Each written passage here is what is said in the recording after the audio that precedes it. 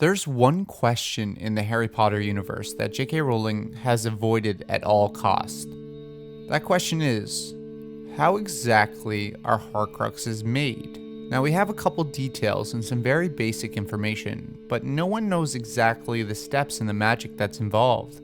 J.K. Rowling has stated the exact definition for a Horcrux, which is, a Horcrux is a receptacle prepared by dark magic, in which a dark wizard has intentionally hidden a fragment of his soul for the purpose of attaining immortality. We have seen many people speculate over and over again about what might go into this act. Although JK has decided what the procedure exactly is, and she even has shared this info with her editor, it has never been made public. But through interviews with JK and in the books, we know the following. It definitely involves murdering someone to cause the initial tear in the soul, followed by moving the soul into the new Horcrux using a charm. This much is explicitly stated by Slughorn and Dumbledore. J.K. Rowling actually stated that the Horcrux to be is prepared ahead of the murder using dark magic. Moaning Myrtle, for instance, was killed by the Basilisk's gaze, but the Riddles, for instance, were killed by the Killing Curse. But both of these murders were used to create a Horcrux. And as we know from Moaning Myrtle as well, the process leaves no obvious signs on the victim's body. Myrtle was examined by Dumbledore, and the Riddles were examined by the Muggle police, but apparently none of them could find any sign pointing towards a Horcrux, or the creation of one. And the Muggle police that examined the Riddles' bodies could not find anything unusual at all. And the final, and maybe the most important thing we know about Horcruxes that isn't explicitly stated, is that J.K. Rowling has said that the process is too horrible to actually go into detail about. This is the main issue that many have debated about. What might be this horrible act that JK refuses to talk about? Some theories debate that this horrendous act is actually cannibalism, or even worse, necrophilia. But this contradicts something that was clearly stated within the books and the movies. The process leaves no visible signs on the victim's body. Cannibalism is the act of eating another person's flesh, and that would show a clear visible sign to any layman looking at the body. In necrophilia, you can imagine what damage that might do to the body as well. So we're looking for a solution elsewhere. I would assume that the wizard would prepare this Horcrux with some sort of ritual. The ritual probably doesn't involve the murder, but it does involve something that is truly disgusting and horrible. This ritual must be based in magic, and something with magical importance. And this is why I think that horrible act is actually a blood ritual. If you think about the importance of blood in the Harry Potter series, it just makes sense. Do you remember when Voldemort couldn't touch Harry way back in the Philosopher's Stone? This was the bond of blood charm. This charm was formed when a person sacrifices him or herself for a family member out of deep, pure love. The sacrifice lingers, creating protection in the blood of the person who was saved.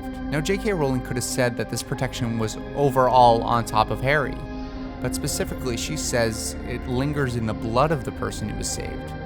It's also worth noting that later on in the series, one of the main ingredients when resurrecting Voldemort was Harry's blood, and it's also the main reason why Voldemort can touch Harry when he's brought back.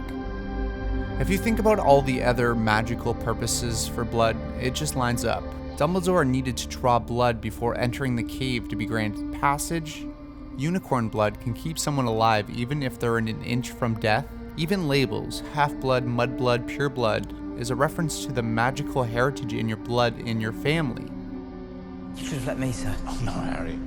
Your blood's much more precious than mine. Therefore, my thought is that this blood ritual is performed with some sort of spell in order to grab the separate part of the person's soul and place it into the object.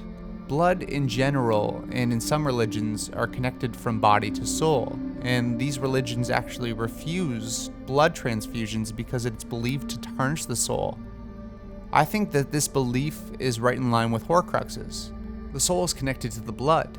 Now, when I say blood rituals, this could mean anything from the classic blood brothers cutting their hands and mixing of the blood, to consumption of blood, or extracting blood for magic. But no matter what ritual it is, it always symbolizes a death and rebirth. This death and rebirth is exactly how I view the Horcrux. It takes that death in order to rebirth an ordinary object into a Horcrux. That's why I think that this missing link is actually this blood ritual.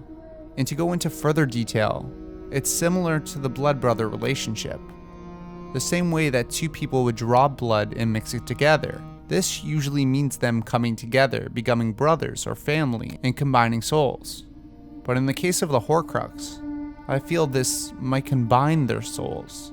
And when the soul is leaving the individual that is dying, the part of the shattered soul from the murderer is connected. This is how the murderer would access it and be able to remove that part of their soul.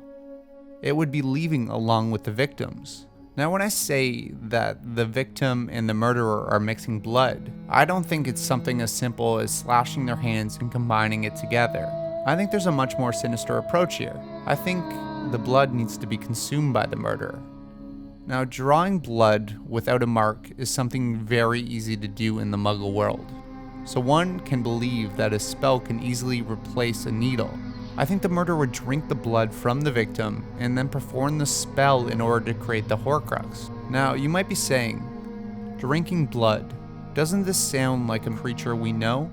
J.K. Rowling has actually released a short blurb on Pottermore stating that vampires actually do exist in the Harry Potter universe, but they don't come directly into play with the main story. But I think vampires are actually very important in the Harry Potter lore though, because I think that these vampires are wizards and witches that have stretched themselves so thin making Horcruxes that they barely resemble themselves. If you look at Voldemort's 7 Horcruxes in, he's a shadow of his former self. Now let's take a look at the description of a vampire inside the Harry Potter universe. They are usually pale and gaunt, and they are said to be immortal. It sounds more and more like the Voldemort we see at the end of the Harry Potter story. It does not distinctly say anywhere in JK's notes that vampires are believed to have fangs.